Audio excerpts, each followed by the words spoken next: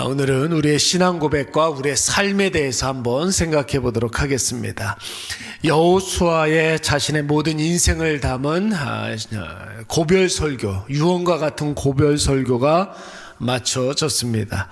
여호수아의 유언과 같은 그 설교의 내용은 여러분 두 가지였습니다. 세상에 빠지지 말고 오직 하나님만 섬기라 라는 것이었습니다. 여러분, 이 설교를 들은 이스라엘 백성들, 여러분 반응이 어땠습니까? 그들은 여호수아가 하나님만 섬겨라, 이방신을 섬기지 말라, 그렇게 이야기했었을 때 아멘 하면서 화답했습니다. 어제도 우리가 살펴보았지만 이스라엘 백성들은 결단코 하나님을 떠나지 않겠노라고 결단하고 다짐했습니다.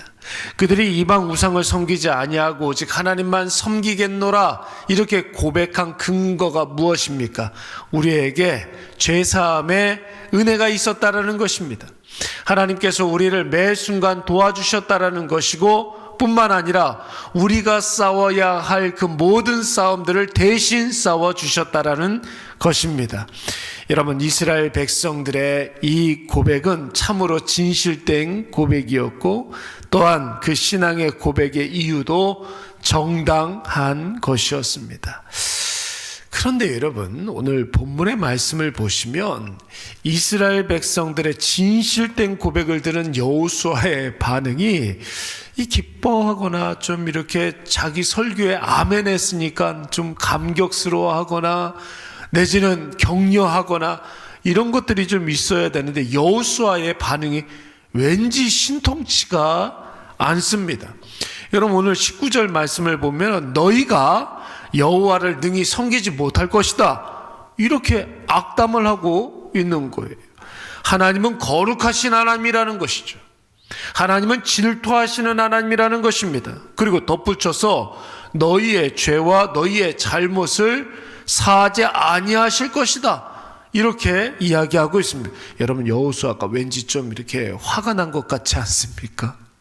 내용상으로만 놓고 보면 너희들 그런 태도로는, 너희들 그런 자세로는 너희들의 고백대로 하나님께 딱 붙어 있어 하나님만 섬길 수 없다라는 거예요. 지금 너희들의 모습을 보면 그렇지 않다라는 것입니다. 무엇보다도 여호수아가 하나님은 거룩하시다, 하나님은 질투하시는 분이다, 하나님은 너희의 죄를 사하지 아니하실 것이다, 이렇게 이야기한 것으로 보아 이미 이스라엘 백성들 중에는 이방 우상을 섬기는 자들이 있었던 것으로 보입니다. 여러분, 특별히 23절 말씀을 보시면 여호수아가 뭐라고 그랬습니까? 이제 너희 중에 있는 이방 신들을 다 치워버리라는 거예요. 이미 이스라엘 백성들이 우상 숭배자들이 생겨났다라는 것입니다. 그러니까 이스라엘 백성들이 가나안 땅을 정복할 때까지는 앞서가시는 하나님, 대신 싸워주시는 하나님을 따라서 말씀에 순종도 하고 가나안 전쟁에 승리도 했는데, 가나안 땅 분배를 받고 가나안인들과 섞여 살면서 여러분 그새를 못 참고 우상 숭배를 접하고 오히려 그 우상을 섬기는 자들이 생겨나기 시작했던 것입니다. 그렇다면 왜 여호수아서 23장, 24장 이 두 장에 걸쳐서 고별 설교를 왜 그렇게 같은 이야기를 계속해서 반복하고 있는지 우리가 이해가 됩니다. 여호수아가 이스라엘 지도자들과 백성들에게 계속 이방 우상 절대로 섬기지 말아라, 하나님께 딱 붙어 있어야 된다, 율법에 순종해야 되고 말씀에 순종해야 되고 오직 하나님만 섬겨야 된다, 여러분 계속 이 이야기를 반복하지 않았습니까? 그들 중에 이미 우상 숭배자들이 있었던 것입니다. 사랑하는 여러분, 신앙은 절대로 구호나 표, 어떤 다짐이나 결단 이런 것으로 끝나버리지 않습니다. 우리의 신앙의 전부가 내 입술의 고백으로 끝나버리는 것이 아닙니다. 여러분, 물론 결단과 다짐이 전혀 필요 없다는 것은 아니죠. 우리의 신앙적 지향점을 여러분 분명하게 하기 위해서 우리가 입술로 신앙 고백도 하고 구호도 외치고 표도 제창할 수 있어야 합니다. 그러나 여러분, 신앙은 우리가 실제 삶 속에서 무엇을 결정하고 무엇을 선택하고 우리의 마음의 방향이 어디로 향해 있느냐, 우리의 삶의 자세, 우리가 생활을 하는 모든 태도들, 이런 것들로 말미암아 우리의 신앙이 결정되고 증명되는 것입니다. 오늘 본문의 말씀을 한번 보십시오. 여호수아는 계속해서 우상 숭배하지 말아라, 하나님을 떠나지 말아라, 오직 하나님만 섬겨라, 이 반복적으로 이 이야기를 하고 있습니다. 이스라엘 백성들도 여호수아의 이야기를 듣고 여러분 알겠다고, 그렇게 하겠다고 아멘 했습니다. 한 번만 그렇게 이야기한 것이 아니라 여러분 계속해서 반복해서 우리가 그렇게 하겠노라고 이야기하고 있습니다. 여러분, 그러나 여호수아는 알았습니다. 그것이 진심이 아니라는 것을. 그 대답이 형식적인 것이라는 사실을, 그들의 대답과 그들의 삶이 지금 완전히 다른 사실을 여러분 여호수아는 분명히 알았던 거예요. 그래서 여러분, 여호수아가 이스라엘 백성들이 이렇게 반복적으로 우리가 그렇게 하겠노라고, 우리가 당신의 이야기대로 오직 여호와 하나님만 섬기겠노라고 계속해서 반복적으로 이야기를 하는데, 여호수아는 그런 식으로 대답해서 되는 문제가 아니라는 거예요. 너희들 그렇게 이야기했다면 지금 당장 너희들이 섬기고 있는 그 우상 숭배를 다 치워버리라는 거예요. 여러분, 야고보서 2장 말씀에 보면 똑같은 이야기를 계속해서 반복해서 이야기하는데, 여러분 야고보서 2장 17절 말씀에 보면 이와 같이 행함이 없는 믿음은 그 자체가 어떤 거라고요? 믿음이 죽었다라는 거예요. 입술만의 고백으로 끝나는 그 신앙은, 삶에서 증명되지 못하는 그 입술의 신앙 고백은 죽은 신앙이라는 거예요. 여러분뿐만 아니라 26절에서도 똑같은 이야기를 반복하는 것입니다. 영혼 없는 몸이 죽은 것 같이 행함이 없는 믿음은 죽은 것이다 그랬어요. 여러분, 우리 몸이 있잖아요. 얼마나 귀합니까? 그렇죠? 얼마나 귀합니까? 나이에 많고 적음, 남자, 여자, 잘생기고 못생기고 이런 걸 떠나서 우리의 코끝에 생명 호흡이 있다면 여러분 그것은 그 자체로 귀한 거예요. 너무나 귀합니다. 그런데 여러분, 우리가 하나님께서 불러주셔서 우리의 영혼이 우리의 육신을 떠나게 되면, 우리의 호흡이 그치면 우리 육신은 뭐가 됩니까? 뭐가 돼요? 쓰레기. 그냥 보통 쓰레기가 아니에요. 특수 쓰레기예요. 그래서 사람들이 보지도 못하게 만들어요. 그래서 여러분 어떻게 합니까? 아무도 못 보게 묻어놓든지 썩으라고, 아니면 그 썩는 시간까지 참을 수가 없으니까 그냥 갖다 태워버리는 거예요. 그렇잖아요. 어떤 분은 그런 이야기를 하더라고요. 어머니를 그렇게 사랑하고 그렇게 엄마가 너무너무 좋고 그랬는데 어머니가 딱 돌아가시고 이게 수의를 입관할 때 무섭더라는 거예요. 어머니 죽은 시신을 이렇게 보니까 너무 무섭더라는 거예요. 특수 쓰레기인 거예요. 영혼 없는 몸이 죽은 것 같이 행함이 없는 믿음은 죽은 것이다. 쓰레기 중에서도 특수 쓰레기라는 것입니다. 여러분, 믿음은 철학이 아니에요. 믿음은 관념이 아닙니다. 사상이 아닙니다. 예수 그리스도를 믿는 믿음은 여러분 실제인 줄로 믿습니다.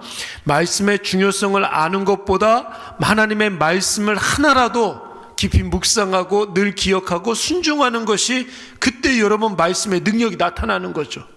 말씀을 여러분 통째로 다 외운다 할지라도 그 말씀을 실천하지 않으면 여러분 그 말씀의 능력이 나타나지가 않습니다.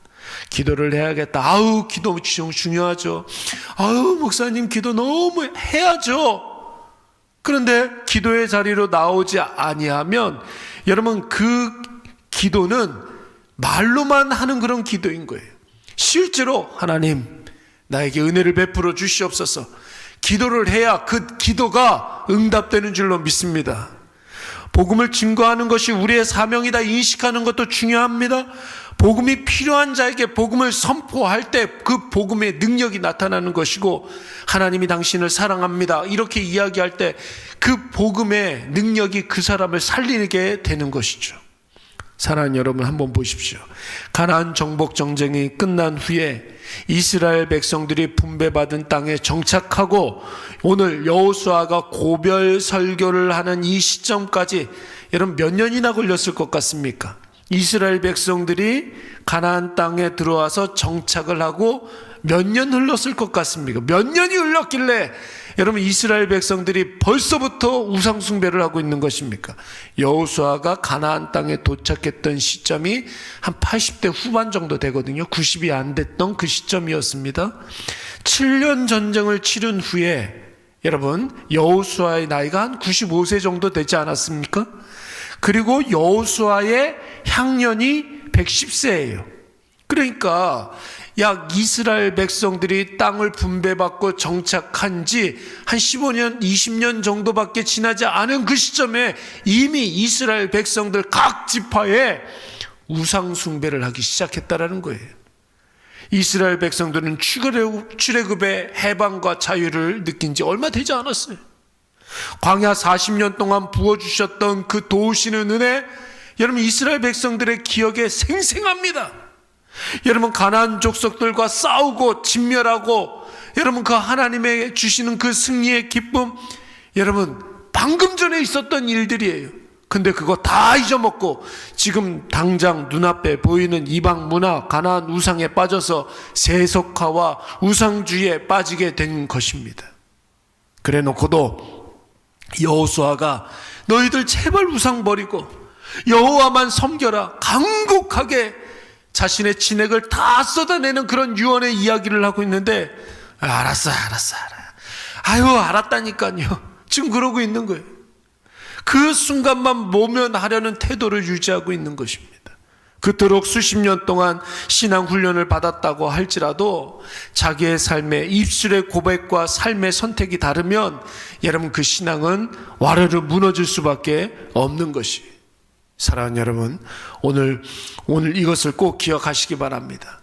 우리 입술의 신앙의 고백도 분명해야 되겠지만 여러분 그 신앙 고백이 우리의 모든 마음, 생각, 말, 행동, 선택과 결정, 우리의 표정과 태도와 우리의 자세까지도 여러분 그것을 다 결정해야 말씀을 듣고 말씀의 은혜를 받았다면 말씀에 순종을 해야 되고, 기도의 자리로 나와 열심히 기도를 했다면 여러분 우리가 기도하지 않는 그때에도 그 기도가 어떻게 응답되고 있는지를 찾아야 되는 것이죠.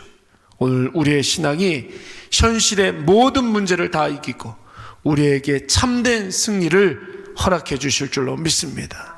그 신앙으로 살아가는 거예요. 신앙은 써먹는 거예요.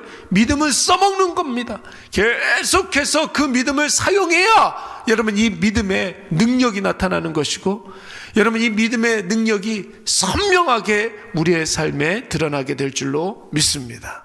우리 이 시간